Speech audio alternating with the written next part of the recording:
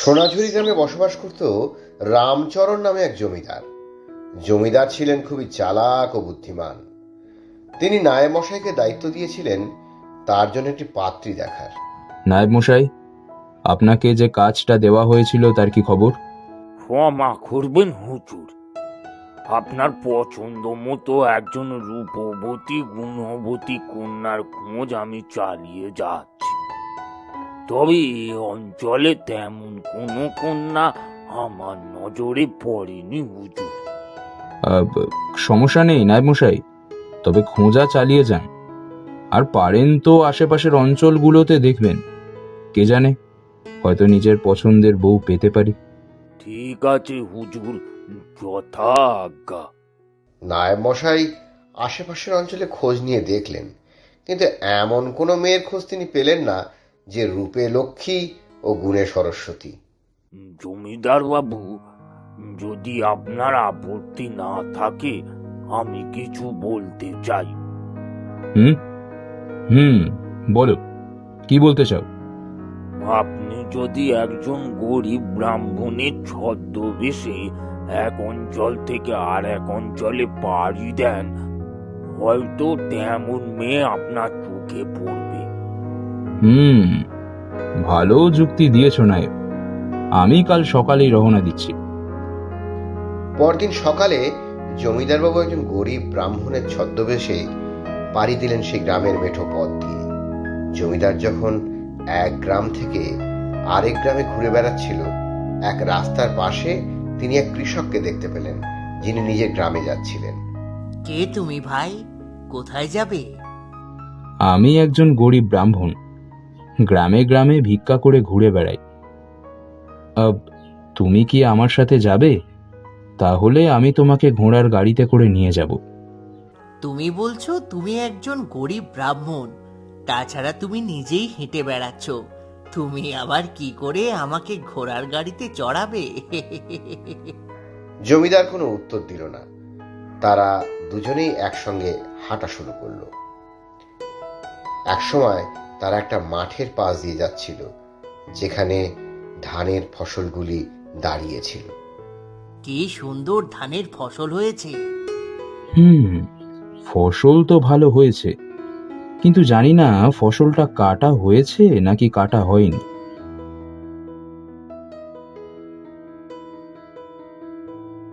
তুমি কি দেখতে পাচ্ছ না ফসলটা কাটা নাকি কাটা হয়নি?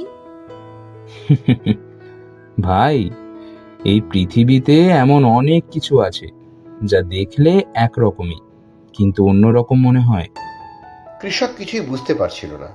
সে মনে মনে ভাবল, লোকটা পাগল নাকি। এমন সময় তাদের সামনে দিয়ে গ্রামের কয়েকজন এক মৃতদেহ নিয়ে শ্মশানের দিকে যাচ্ছিল। আচ্ছা, এই মানুষটা কি জীবিত নাকি মৃত? তুমি কি পাগল নাকি? যদি মানুষটা জীবিত থাকতো তাহলে কি ওরা মানুষটাকে নিয়ে দাহ করতে যেত? জমিদার কোনো উত্তর দিল না। তারা আবার হাঁটতে থাকে। এদিকে সন্ধ্যা হয়ে এসেছে, কৃষকও তার গ্রামে এসে গিয়েছে। ভাই, তুমি কোথায় যাবে? বাড়িতে বাড়িতে ভিক্ষা করে খাই, যেখানে আশ্রয় পাই থেকে যাই, কখনো গৃহস্থের বাড়িতে, কখনো বা গাছতলায়। লোকটার প্রতি কৃষকের একটু মায়া হলো। সে ভাবল, বেচারা রাতের বেলা কোথায় যাবে? আজকের রাতটা যদি সে তাদের বাড়িতে কাটায়, তাহলে ব্রাহ্মণ সেবাও হবে। আরে ভাই, তুমি আমার সাথে আমার বাড়িতে চলো, আজকে রাতের বিশ্রামটা আমার বাড়িতেই করবে। তুমি খুব ভালো মনের মানুষ, ভগবান সর্বদা তোমার সহায় হোক। তোমার বাড়িতে কয়জন আছে? 4 জন ভাই, আমি, আমার স্ত্রী আর আমার বড় মেয়ে রুমা ও ছেলে চিন্টু। চলো তাহলে। কৃষক তার বাড়ির সামনে এসে দরজায় ধাক্কা দেয়। দরজা খুলে সামনে দাঁড়ায় কৃষকের মেয়ে রুমা। জমিদার অবাক চোখে রুমার দিকে তাকিয়ে থাকে। সে যেন স্বর্গের পরীকে তার চোখের সামনে দেখছে। ইনি কে বাবা? ইনি একজন ব্রাহ্মণ, আজকে রাতটা আমাদের বাড়িতে থাকবেন। জমিদার ও কৃষক বাড়ির ভেতরে প্রবেশ করে। জমিদার দেখে বাড়ির ভেতরটা খুবই সাজানো গোছানো রয়েছে। বাহ, ঘরটা তো বেশ সুন্দর। যদি একটু সানাই বাজতো আরো ভালো দেখাতো। কৃষক এই কথার অর্থ কিছুই বুঝল না। সে ভাবল এটা পাগলের পাগলামি, তাই সে কিছু উত্তর দিল না। আচ্ছা ভাই, চলো এখন খেতে বসা যাক। কই গো গিন্নি, আমাদেরকে খেতে দাও। কৃষকের বউ কৃষক ও জমিদারের জন্য খাবার নিয়ে আসে। তারা খেতে বসে। খেতে খেতে জমিদার বলে, রাতে খাবার পর আমার ভীষণ ঘুম পায়, যদি একটু ঘুমানোর ব্যবস্থা করে দেন। হ্যাঁ হ্যাঁ, তোমার জন্য পাশের ঘরে বিছানা তৈরি করা আছে। খাওয়া সেরে জমিদার পাশের ঘরে চলে যায়। ঘুমানোর ভান করে নাক ডাকতে থাকে। কি পাগল রে বাবা, শুধু ব্রাহ্মণ বলে ওকে আশ্রয় দিলাম। এই বলে কৃষক তার পাগলামির কথা বলতে থাকে তার পরিবারকে।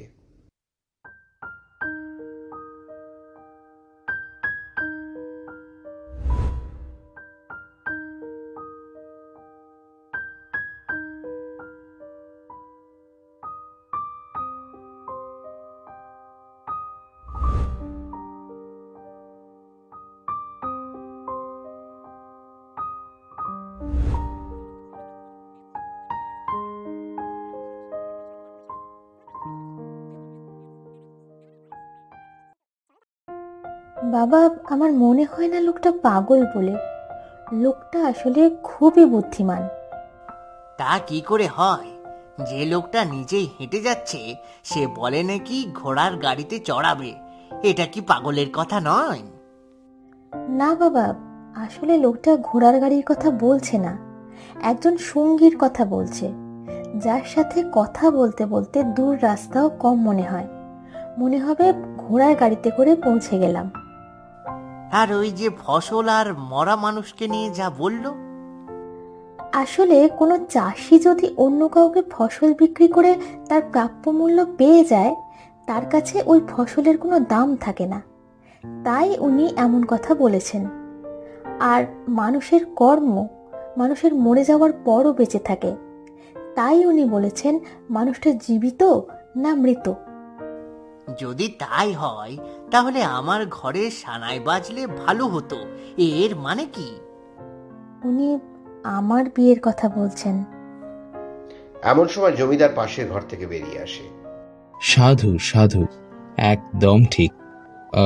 আমায় ক্ষমা করবেন, আমার মনে হচ্ছে এখন আমার আসল পরিচয়টা আপনাকে দেওয়া উচিত। আসল পরিচয় মানে? কে কে কে আপনি? হ্যাঁ, কে আপনি? আমি সোনাঝুরি গ্রামের জমিদার। একজন রূপবতী ও গুণবতী কন্যার সন্ধানে আমি ছদ্মবেশ ধারণ করি। আপনার মেয়েকে আমার খুবই পছন্দ হয়েছে, আমি ওকে বিয়ে করতে চাই। কৃষক অবাক চোখে জমিদারের দিকে তাকিয়ে থাকে আর মনে মনে ভীষণ আনন্দিত হয়। কিছুদিন পর জমিদার ও কৃষকের মেয়ের বিয়ে হয়ে যায় ধুমধাম করে।